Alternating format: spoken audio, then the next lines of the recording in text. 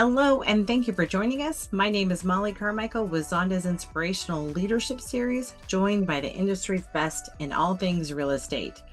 These leaders are literally designing our future for many generations to come with new communities, home designs, technology, retail centers, infrastructure, and so much more. This series is about who they are, how they got started, who inspired them, and their journey to the top. So let's get started. Today, we are joined by Doug Bauer, the Chief Executive Officer, and Tom Mitchell, the President and Chief Operating Officer. Both of these gentlemen are so interesting. I've known them for many years in their career, and it was such a pleasure to join them in their office together. TriPoint Group represents one of the younger home building companies starting back in 2009. I don't think it could have been a tougher time to start a home builder, but they did it. And I don't think they could have done a better job with it when you look at their results. They're selling nationwide today, and they've sold over 6,000 homes in the last year, with growth in closings and revenue by 21% and 22%. And they have a great story. You're going to hear about their own leadership stories and how they met, how they grew their careers, the lessons learned, and how they maneuvered through some pretty challenging times. And of course, how they started and grew the company they manage today. They are both great guys, the definition of inspiration, and so interesting. So let's get started and hear from them directly. Please welcome Doug and Tom. First of all, thank you so much for joining us today. We've been doing this Inspirational Leadership Series now for several weeks, and thrilled to have you. You were one of the first who I thought of when we dove into this, so it's a pleasure to be here. So thanks for taking the time. No, of course. Well, let's dive into some of the questions. First of all, I think that the most important question that I ask everybody is, tell us about what you do. I mean, everyone's got a different answer for your roles, but I'd love to hear what you're doing each day. We get that question a lot, obviously.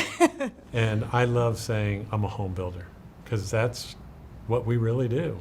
We build houses that become homes for people, and it's a great career to have, and I'm passionate about it, and I know Doug is as well.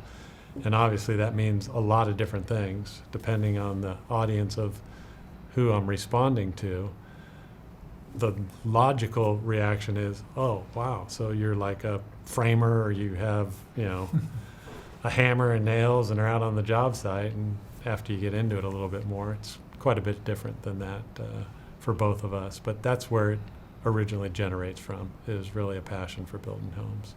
Yeah, I mean, is there anything better than building homes for families? And you can drive through your communities when you're done and see all these kids and families playing together. I mean, it's very inspirational. It's kind of dorky when you talk about it, but especially when you're a public company, because the Wall Street doesn't want to hear a bunch of dorky stuff like that. But it's very inspirational. It's awesome. I mean, I can't think of anything more fulfilling than building a house, more inspiring than building homes for families. So it's and still have a huge passion for it. I agree. I'll never forget the first time going from a piece of dirt all the way to watching literally families come over to hang out together, and just kids playing in the parks, and it's a neat experience. Yeah, it's really rewarding to be able to just drive around and see lives impacted by what we do. But you put a lot of yourself into our product in these communities, so it is neat to go back and visit and see how it turned out and the lives you're affecting. But today, you could say what we do is a lot of different things. I mean, from general manager to coach to team builder to, vision setting. Well, that's what I was going to say. Between the two of you, you guys are such a great balance for each other, and it's interesting. So knowing you both and your business acumen and some of that stuff, you both complement each other really well. So how do you balance each other out? Because it really is an interesting balance between the two of you. Yeah, that's a day-to-day thing. And if you had the cameras rolling like throughout a whole day, you would see the ups and the downs. And sure. We're definitely not afraid to voice our opinions, and sometimes we're coming from different perspectives, but the balance is the key, and the ability to kind of step back and realize the other's perspective and find some commonality for what we need to do going forward. But I do think we really do complement each other well, and you can see that every day throughout the company. Tom is probably, to me, has the best eye and talent for product placemaking. He just has a sixth sense for it. I agree. Me, on the other hand, I kind of learned it as a division president while Mm-hmm. taking a bunch of grief from him years ago. Wait, I thought you meant you learned it from me. Oh, no, I didn't want to give you that many compliments. But I would say that I'm always a little more strategic and always thinking of different things and different strategies. And have we done this? Have we done that? I have more of well, we both had financial Yeah. upbringing, but I'm always thinking and concocting, and what do we do here? What if we did this? And you know, it's great to bounce things off him or bounce off each other. But from a product, your product placemaking is, I think, the best in the industry, personally. That's the last compliment I'm gonna give him. No, he's very good, and I like that you actually don't settle for anything less than great. I hear that from all your divisions. Is, you know, if I know it's TriPoint, I can say no, they'll commit to this because they believe in it, and you know, and that's not always the case. I mean, that is part of the foundation of what we started the company on, was design and innovation and wanting to make sure we built a product that was a premium lifestyle brand and that was going to resonate with our customers. So that was a big part of it. But, you know, Doug has a skill set that is unlike any other because he can do the operational side of the business, the placemaking, the product design, you know, the day in and day out of project management, finance. He's done it all, but he still has those classic CEO traits and tendencies that he can be very structured, ask the hard questions, and choose a direction and a path. And probably push at some point, right? no doubt about the pushing part. Push to get to that next place, No doubt right? about the pushing part, but he's really good at asking questions and thinking ahead. And I'm probably more current here and now, and he's always asking the question about what impact is this going to have on our future. And I think that really helps set the stage and the strategies for us to be successful. So it really is nice having Doug as a business partner, and I think vice versa, because while we complement each other, we also can substitute for each other. I could see that too, actually. Yeah. No, there's you're, those yeah. times when I can't be doing what I need to be doing, but I know Doug's there to back it up and take the lead on it, and vice versa. That happens quite a bit. The other thing, whenever we're interviewing somebody, or mostly it's a lot of interviewing stuff, maybe for a senior position, and he'll maybe go in first or I'll go in first, and we'll take, you know, and the person being interviewed will say, do you guys rehearse what you were talking about? And we never do. We just come from a very common direction. Right. But you would think being interviewed or talking to us that we've rehearsed everything. We don't. It's just all, natural. It's all natural. Yeah. When you believe it, Yeah. it is natural. Yeah. Exactly. Well, and that's why you've worked together for 30 years. How did you start out in your career? And I want to hear the same thing from you, but I'm curious because you guys have worked together now for 30 plus years. We both started a little bit in finance, right? I mean, I started at a bank, Security Bank. You were at, you were at Irvine Company and that savings. Yeah, Pacific Savings Pacific Bank. Savings Bank. And then I was at Security Bank, and So is that where you wanted to go? Is into the banking world when you first got out of college? yeah, when or I was left that college, intentional? I mean, when I went to college, I thought I would be a professional baseball player, or football player. That's great. But I started at a bank in LA, and then I was in the real estate group eventually, and one of my customers was the Lion Company. And God, I think Bill was buying Presley. Yeah. Anyways, I helped put together the financing, and I guess he said I caught his eye. But we were both interviewing at the Lion Company at the same time for actually the same position, right? the same Assistant job. project. Really? Yeah. Oh, that's so funny. Yeah. And he got it. So then what did you end up, tell me about the trajectory of your career. Well, before, I'll give you a little intro to that. I knew in high school that I wasn't good enough to play basketball or baseball professionally. So But did you want to go pro? I mean, was that the goal? guy's right. dream. You're tall, come To on. do that, yeah. Right, There's right. just a lot of Professional other. volleyball player? There was not enough skill there for anything professional. That's for sure. But even before I graduated college, I had a great experience where I launched my entrepreneurial career, and I started a business, which was a water sport concession to the Balboa Bay Club. So it was a great experience for me where I got to go out and try to put together a business plan and go get financing and run a small business. And what was the water sport?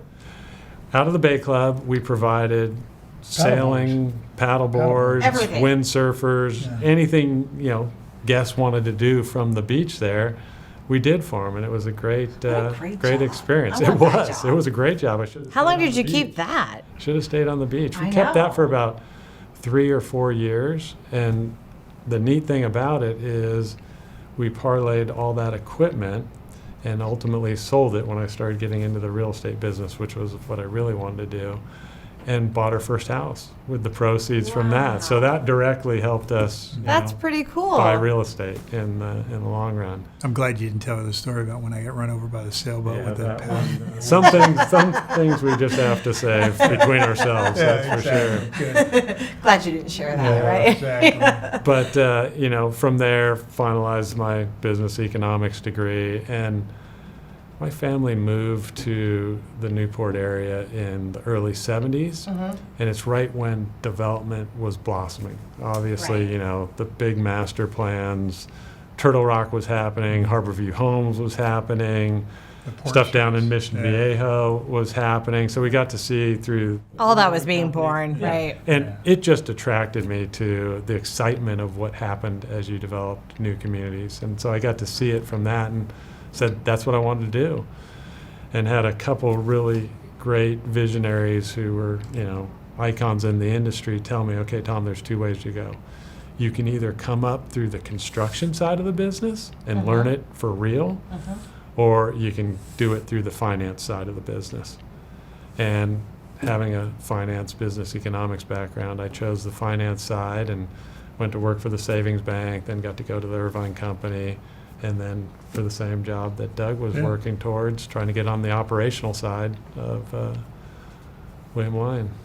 So you came over then, so you're working for William Lyon. Now tell me sort of where you went from there. Yeah, I'll just tag on. So started in the classic assistant project manager position, which was great. You got exposure Right. to everything. You learned kind of how it works. Yeah, and we were, a vibrant division. I think my first year, we opened 25 model complexes. So that'll show you the volume Wow. of what was happening out there. Were they doing 3 models at a time then? Yeah, Oh my. yeah, it was You crazy. guys were a machine. Yeah, it was crazy what we did. And What a getting great place to learn. to see that, learn from great people, every department of the operation getting exposure to.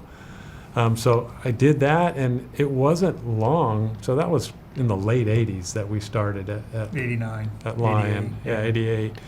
And it wasn't shortly thereafter that we hit that, S&L crisis. the Yeah. big Right. recession. And Yeah. so it all started Right. unraveling. General Lyon told both of us, you'll learn more in this downturn than you will throughout your whole career. So get your notebooks out and take notes and write down what you learn, because it's going to guide you for the rest of your career. And Do you he agree was- with that?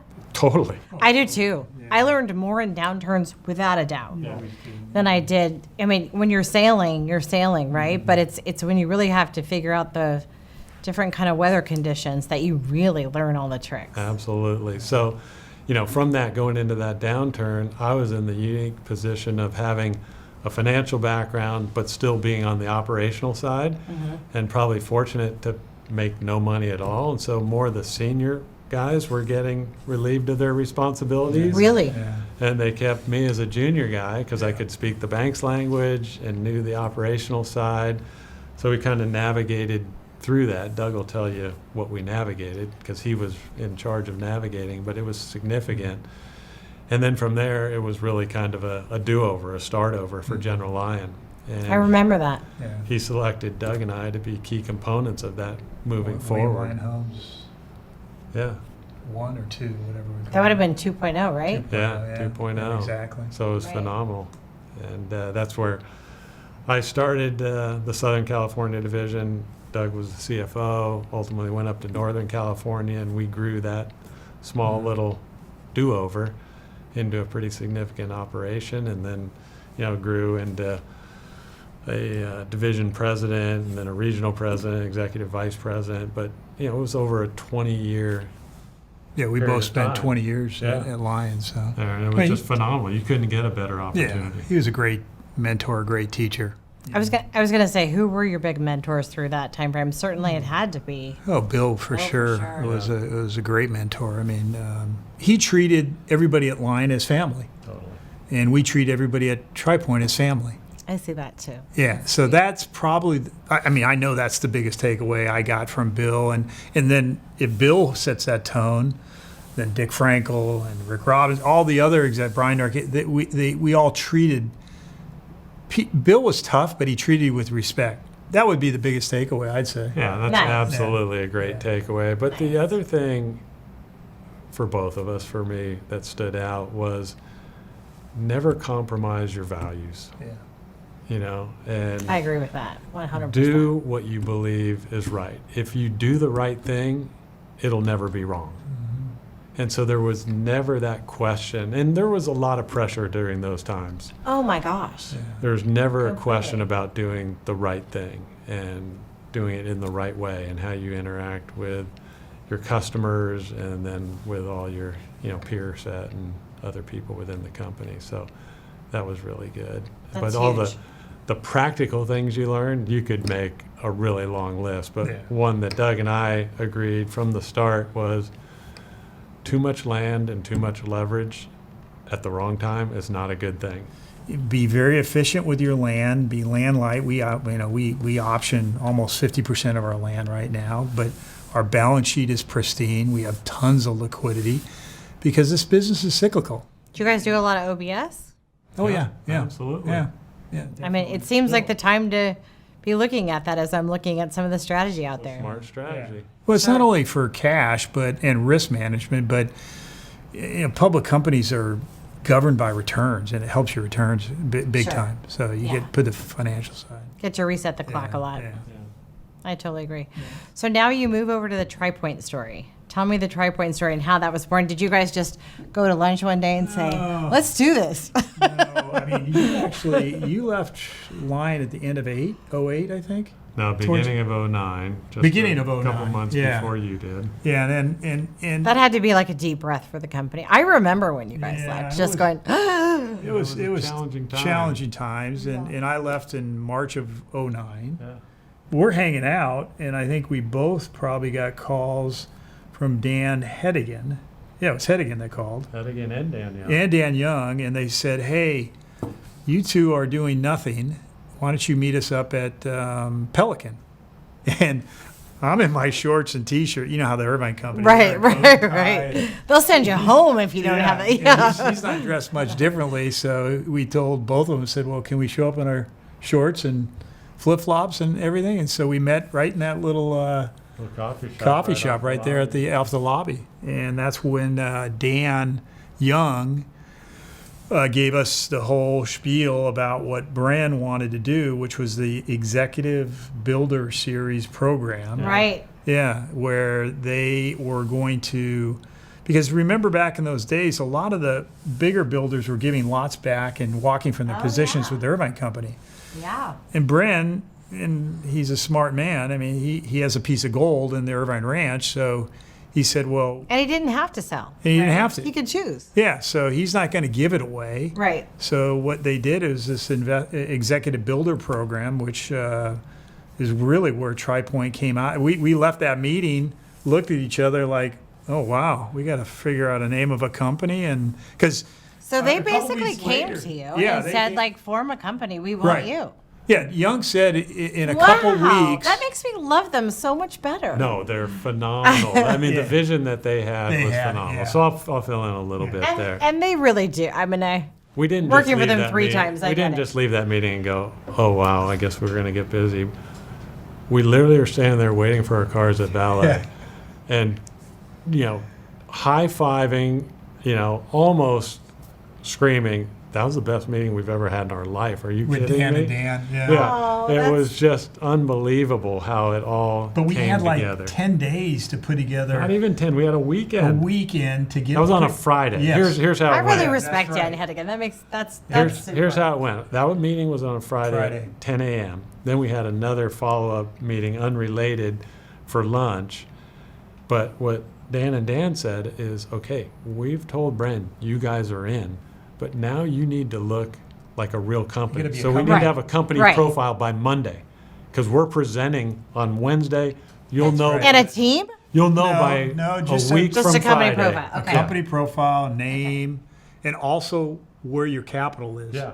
You'll know a week from Friday if Bren blesses this, because we're Yeah. meeting with him on Wednesday. So from that lunch meeting, we immediately went to Dana Kovac and That's said, right. we've got to create a company over the weekend. Are you available? Can you get busy? And we got busy Yeah. that whole weekend, brainstormed everything. By Monday, she had produced a little company profile. It wasn't much. So, and literally was by the smart. next Friday, they had called back and said, okay, you guys are all teed up, ready to You're go. in business. Put the capital together and start rolling. We want you working on this project. And it was over in Woodbury, you remember, when I it do. launched. Yeah, For sure. 92, Yeah. what did we call that first project? Sonoma. Sonoma, That was our 92 first lots. project, Yeah. And we got started under that executive builder program. And that was the fee builder program, Yeah. right? Yeah, I mean, it's what a great way to start a home builder because. perfect. Well, you did it. New Home Company did New it. Home Company. I think even Van Dale came Van in and Dale did some did of it, it. yeah. KB did part of Yeah. it. Yep. And But Brookfield. for a new And company, it's so capital intensive to start a home building company, to Sure. buy a piece of land, to develop it, to build the homes. And we were making money in the first month. I mean, Yeah. they're paying us a fee to execute this program on behalf of the Irvine Company. In which- probably the best location, highest Oh, execution. yeah. It couldn't, yeah. I mean, your Couldn't get any reputation's better. instant, right?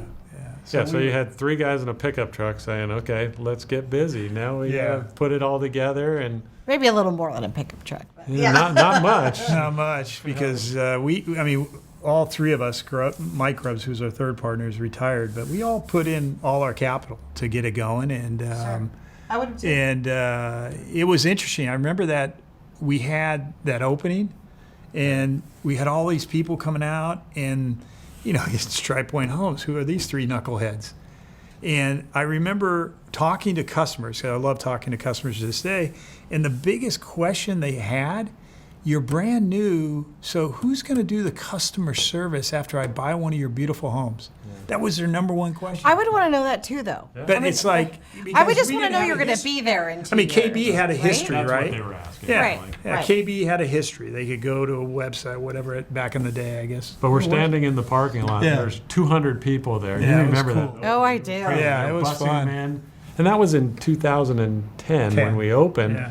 And that was the height of the Depression. Oh, it was Yeah. crazy. And it was just unbelievable. And to have that response from customers, have the product Those we homes sold in what, about did. 15 months? Yeah. I mean, it was 18 just months, that's phenomenal. We crazy, moved yeah. right through that Yeah. and then have never really looked back. But I think as we began processing after that first week and getting ourselves established, we really did realize it was a unique time to start a company. And What a gift. yeah, it was was a a total gift, yeah. gift. You know what And- it taught us, excuse me, is relationships. Yeah. And we preach that even when we got into the Warehouser deal. This business is still very local, and it's the relationships you have with Mollie or John or Bern or whatever. Totally. And Dan, Yeah. the Irvine Right. Company. Sure. You never burn bridges in this business, and, You and, don't. and you always want to maintain great relationships. And whether you buy a company like Warehouser, like we did in 2014, all those local people, and Tom and Doug didn't know anybody in Houston. We didn't know anybody in D.C. We didn't know anybody. I mean, the local teams have the relationships, and that's what makes your company successful. But I think when you're honest and fair and you don't compromise your values and all the things that go with that, I mean, that stays with you for your entire career. And so oftentimes you'll see, some kind of crazy things happen and you're like, oh. Yeah, our industry is like a bigger family with your own kind of families, Well, so there's some unique personality. it is for sure. Yeah. It's a pretty, no, there definitely is. But even with unique personalities, I think if you hold those sort of, fair values, I Oh, think without a that's the key. doubt. I mean, we say all the time, reputation and relationship matters. I mean, that's how TriPoint was founded. Yep. And we want to carry through on that reputation of all of our operational teams. And you'll see the mutual respect out there. And really, we founded the company on the customer. We said, let's start with the customer. Historically, it's been a manufacturing business, home building has. And we said, no, we want to change it to a retail business. So let's start with the customer. And if we That's do kinda cool. the right thing for the customer, then we're gonna be successful. Well, I was going to ask you, how did you guys come up with the name TriPoint? Where does that come from? It was that weekend. That weekend. That weekend. I mean, we had Yeah. a lot of different names that we. Everybody thought Tri was the three of us, Yeah. but it was not the No, three of us. it really. Who would have been the third? Mike Rubbs. Okay. Like our our CFO. CFO. The genesis of it really came from Think, Renew, and Inspire. Right. And like that. we wanted to create a work environment and the product that gives people the space to think, be renewed, and then inspire future generations. So that's what it was all about. And we believed that. It was different. And, that's still a big part of who we are. So on that note, everybody I know who has worked with TriPoint loves the culture, loves the environment, and very little turnover. What are the key ingredients to that? Oh, I don't know. I mean, I'll take a stab. I mean, obviously, the leadership needs to establish a vision and a strategy, and you have to live that vision and strategy. Then you got to pick the right people, and with the right people, you want to empower them to be successful. We're not micromanagers. We check our ego. There's no egos here. I mean, it's very. That is a big deal. There's no egos. Just how do you keep that culture strong? Empowerment is big. Yep. We have a fairly horizontal org structure, where everything doesn't have to be vertically integrated. We want to give our people the opportunity to take responsibility, make decisions, and grow. And people love that. And I they agree. see a career path where they can take their creative talents and grow them to help the company be successful. As Doug said, we cast a vision. They take that vision and expand it and turn it into reality. I mean, the most important asset that isn't on the balance sheet are people. I mean, Tom, we're not that. I totally agree with I you. mean, he and I can't do anything without the other 1,400 people throughout the country. Is there 1,400 people? Yeah, it's all about the people and empowering them, but giving them direction and giving them the resources to be successful. I mean, that's the thing that I think Bill taught you and I as division presidents. I mean, I'll never forget when I went up to Northern California. He goes, "I'll give you all the capital in the world, but if you hang yourself, you'll be out of the job." I mean, he was, that was the tough side of Bill. Very clear. But really, good luck. Yeah, but good luck. You better do well. Right. But that's the way Bill was, and I mean, we're not Bill Lyon at all, but we've got 1,398 other people that are awesome. That's pretty great. Yeah. That's And it's the most important asset. I said it's not on the balance sheet. We talk about it all the time. On that same note, what do you do to keep the customer happy that you think is unique to TriPoint?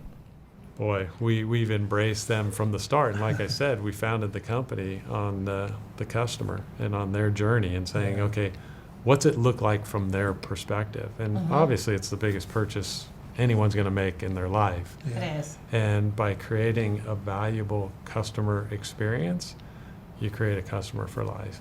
And so, we really believe that our product, design and innovation again, but also giving people the opportunity to personalize their homes is a key component. So we're big into being a premium lifestyle brand with great product, but giving the customer the opportunity to make it their own through personalization. One of the foundational pillars of TriPoint was a diversified product portfolio, being able to go from entry level through, executive move up. If we But needed even to. with the supply chain, Well, that helps when the market shifts, Yeah. so you're segmented. That I worry for a few builders that aren't. Well, geographic diversity as well as product diversity, Price we said segmentation. we're always going to be in core markets, yeah, which is close to employment centers or transportation corridors to employment centers. So we haven't really tried to be the low-cost provider. We're not in the commodity business. So what we do is somewhat unique, and we've got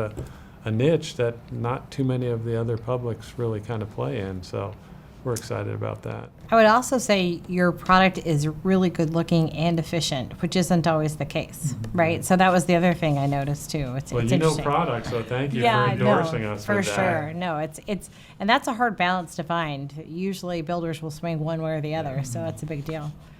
I'm going to play just a game with you guys. We're going to just do word association. So I'm going to say a word and you tell me what comes to you. I know, right? I'm going to go real talk show host on you. Doug, I'm starting with you. What's the first word you think of when you hear people? I love people. I want to be out with the people in our Hanging divisions. with them. Hanging with them. Quality. Smiling homeowners. Profit. Happy shareholders. Affordable. Attainable and quality. I like that. Design. Differentiation. Good answer. Budget. Make it happen. That's a good one. So now a couple of favorite things you like to do. Favorite sport. College football. Would you pick? Surfing. Surfing. Yeah. Are you a surfer? Yeah. Nice. Pastime. Biking, swimming, and running. Family. Family. Favorite place to be vacation if you could be anywhere. Yeah. Favorite place to vacation if you could be anywhere. Where would you be? Oh, I used to say Hawaii, but the inflation has just ruined Hawaii. So I'll say Lake Tahoe. Beach and mountains. I like it. Okay, awesome. Okay, so now we're going into the market itself today. What are you guys doing as TriPoint Homes to build more affordable housing? How do you make that work today? It really is, in my opinion, the industry's biggest challenge to keep our industry strong. Mm-hmm. We've got to get smarter and better with affordable, or we're going to build ourselves right out of the market. It's crucial. Well, attainable, affordable housing is different in all 10 states that we build in, right? Absolutely. So we strategically, starting 3 years ago, Yeah. we keep saying about 3, but we say 2, but it's probably been 3. As we looked at California and said, we're always going to be, I think we're in the top 5 here because we have this huge position of land that we got from the Weyerhaeuser transaction, especially in Southern California. So how do we push out? And as we push out, let's be more attainable, more affordable. And so we were looking at, in Texas, I mentioned that earlier, smaller lot sizes, 40s and 50s, because everything, For sure. you talk about lot sizes there. You go Well, to look at Car- what Weekly's doing. I mean, they're right. going very vertical. Right. You go to Carolina, to be affordable and attainable, you build a lot of attached, a lot of towns. Sure. If you want to be in the A locations, Or which figure is where out we wanna small be. lot there. Yeah, There you go. exactly. So that's was our strategy 3 years ago because we inherited a crown jewel down in San Diego called Pacific Highlands Ranch, which kind of set the tone for this luxury for TriPoint and back in the day the Part E brand. But I think going forward, in light of where the current market conditions are, personally, I think we are actually in a really good position to continue to provide entry-level premium and first move up.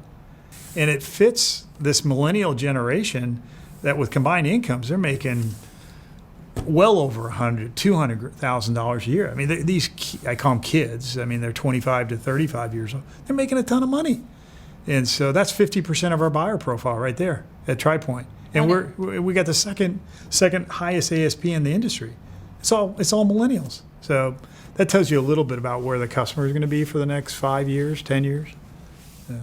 What about for you on the affordable side? Well, it really is just a takeoff of that. It's finding products that we can put on reduced land values that are going to yield better results. So it's obviously moving to higher density solutions, Right. doing attached product more often, small lot detached. You know, I'm waiting for the really awesome, like 1,200 to 1,500 square foot home. yeah, less footage is Yeah, going to be a yeah. key. It doesn't have to be more. It really doesn't. I mean, it's, again, I always use the quote, before 1950, the average size home was under 1,000 square feet, and the household size was twice as much than it is today. So we just have to get better with it, right? We can do it, and it doesn't have to I think be. you guys could particularly do it. It doesn't have to be a We're home good with design. that people aren't excited about. Well, when you look back at the last kind of downturns, because you guys just talked about those, what did you see as the strategies that that failed the hardest? Because, in my opinion, failed the hardest. Because there are certain things when I look at when we talk about the LGIs, and I mean, you guys remember Inco Homes, for example. That's right. I mean, those builders that were really on the fringe, and LGI has done a phenomenal job, but they really have not experienced a downturn, right? So when we think about some of those things that happened last time, how are you guys taking some of that into consideration, or do you even take that into consideration this time? I mean, The fringe market seemed to collapse the first, well, right? and that's, Tom talked about our land strategy. I mean, it's main and main. I mean, it's being close into employment, transportation, good schools, and retail.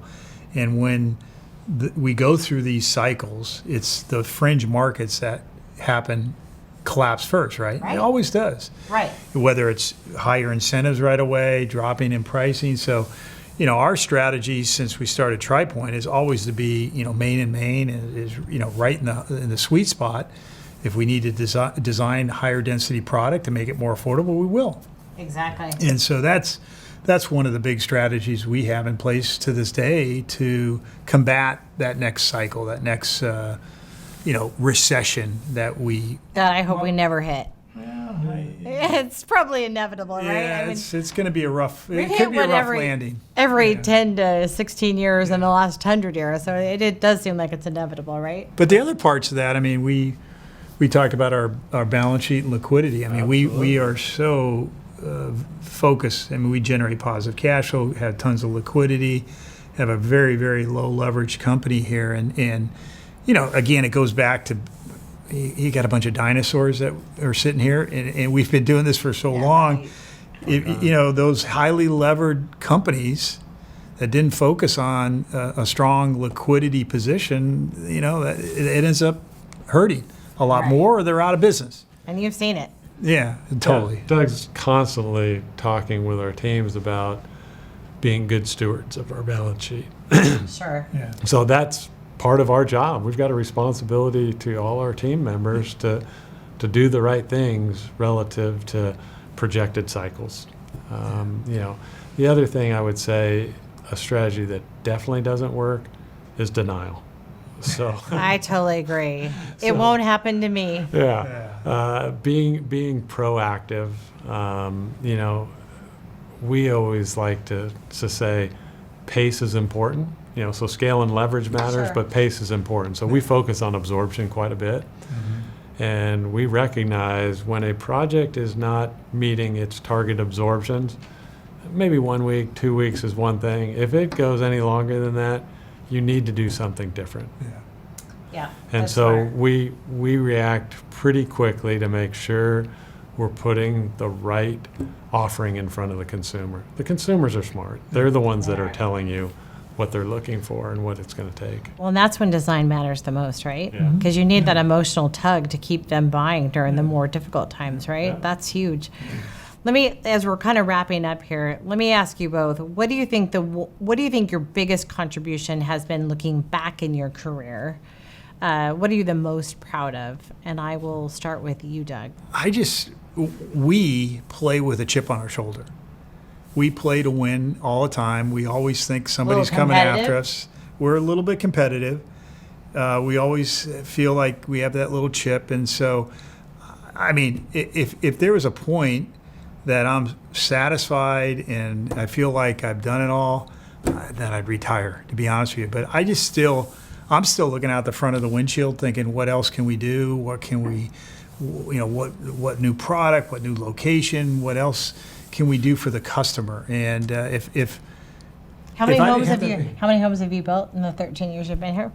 we don't even keep track of it. I mean, who it It's doesn't a really. big number. It's a big number, number. but Yeah. we just. I would say that's a pretty big contribution, just the number of homes, right? But I personally, I think the biggest thing that satisfies me is seeing our people grow and being out with our people. I get the most fun out of my day going and traveling to our other divisions because it gets me all kind of energized and so forth. But thinking That's about a great answer. I think mentoring people in their careers yeah, I mean, and right now, I mean, it's a great answer. That's where we are. But to think about where TriPoint was, a big deal. I mean, it's we're not going anywhere, so we're still having fun. At least I am. What about your biggest contribution? Being able to see some of the vision and dreams of that early weekend and the conversations that we had about what do we want to be. And then you look back and say, wow, we were blessed to have accomplished a lot of that and impact people's lives. Where you were and where you Yeah, I mean, like Doug says, we don't take a lot of time to do that because you're on a pretty fast treadmill in this business and Yeah. you're always running. But when you do, it is really rewarding to think, I participated in that. And as Doug said, it's not just us making this happen, but every step of the way, and the Rico transaction acquisition was huge. That was Huge. transformational. Huge. And when you think about all the things that had to go right and the backstories and the people involved to make that happen, it's just phenomenal. We were just really fortunate and blessed to be a part of it, really. And I think, we have a bunch of millennials between the two of us, and I always tell my kids and other young people, you don't know what you're going to find eventually in life that you'll have a huge passion for. But once you find that passion, then go for it. And you're going to have to take some risk, and there's going to be some ups and downs and so forth. But even starting TriPoint and the depth of the mortgage, was I scared? To be honest with you, no. We kind of believed in ourselves. Bet on ourselves. And we had a vision, and it's cool to sit and say, well, you went from 0 to $4 billion in revenues, but it's more the passion. And I always tell young people, if you're going to start something, don't go into it thinking, oh, what are the financial rewards? I've If never you're in it thought for about that, you might as well go just into move it as a on. passion and Figure say, out what you love. yeah, I love building homes, and building homes for families. You're changing lives. Yeah, you're changing lives, not only the consumers' lives, but the people that work at for sure. TriPoint, and that's cool. That is really cool. Sounds like our tagline, Yeah, life-changing by design. There you go. Do you see any big changes as it relates to home design, for example? Should we, are you guys investigating any new categories there? I would definitely plant a huge stake in the ground for you guys to just be as creative as you can about affordable housing, because I think we have to go there, but there's technology, there's all these things that suggest we're going to continue to see revelation and evolution and all the things we need, I think, in this business, right? I love that. I love your energy Yes. behind it. No, it's true. We have to. We have to, but the industry is very slow moving. Why do you think that is? Because it is such an expensive thing to create? Do you think that's what it is? Yeah. Capital. Yeah, The and driver. you have such a disjointed group of municipalities and agencies across the U.S. that you can't think of this as Japan, where you could just build little tiny homes Right. and build little boxes and recreate that. Our focus is still on the customer journey and Yep. making that from a digital standpoint, from start to finish. That's the low-hanging fruit that's very attainable. That for has home to builders. happen today, Yeah. I think, and But I it's think still we're not behind. 100% there. I agree. We want to be able to sell a home on our website, whether it's a to-be-built or a spec home. from And start just to finish. simplify the process, Yeah, right? and simplify it. The technology on the construction side, that's the part that we've seen so many companies attempt something, but the last greatest invention in home building was the nail gun. I mean, seriously, that is probably the last greatest invention. That makes me really sad. That's a tough putt. I mean, that's a tough putt. But I think on the consumer facing side, we have a lot of room to grow. I do too. I do too. And I do think we can get better with space. I'm just going to leave it at that. We can, absolutely. Yeah, definitely. Right? Yeah. That's got to be a big part of it. Well, as we're wrapping up today, who would you say are the most inspirational leaders? I've heard so many different people sort of over the series of these interviews, but who are the most inspirational people in your world? Well, right now it's my daughters. That's so cool. Because they've become, young girls who were following me around at every model complex opening we ever did, to now young women that are starting their families, and to see how important home is to them and what they're doing to try to create a home and grow that next generation. I just think that is the best thing going. And I think there needs to be a renewal of family. Mm-hmm.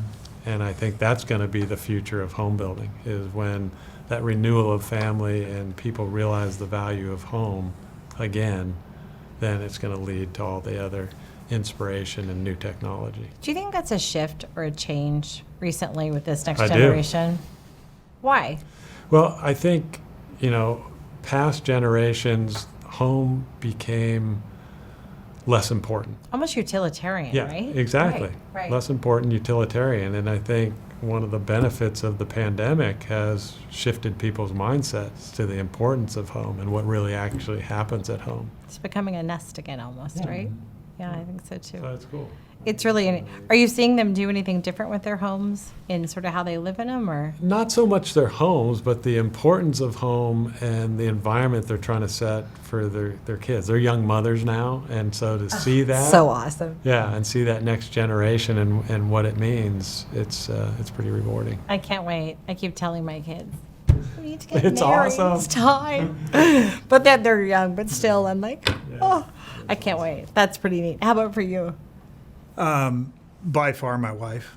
I mean, she's. I can see that. Yeah, no, she's put up with a lot, especially putting up with me for over 30 years, and she's always along for the train ride, and she's produced and raised 3 unbelievable kids, and we have an awesome family, and that's why we treat family so important here. We both believe in our families, and family is such a big part. I love that about everybody's both of you. lives. Yeah, so- I've always seen that in both of you. So I think it all starts there. I mean, if it wasn't for her, I mean, she's been the rock, and she's in charge. So it's a lot of fun.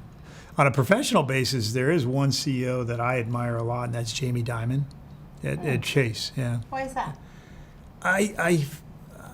he has such a great vision for the financial industry, but he's so when he talks, it's like us just talking. I mean, he's beyond brilliant, but he's just so relatable as a CEO running arguably, I think it is the largest financial institution in the world. So I've always admired leaders like that, but that's on a professional basis. In the end, the only people that are going to remember you are your family and friends and your faith. And so, if it wasn't for Kathleen, I'd be a total wreck. Well, I think none of it's worth it, right? Unless you have that great foundation, and it's kind of why we all work so hard, right? Yeah, absolutely. That's exactly it. Well, that made me a little teary, but I'm going to end on that. Thank you. This was just lovely.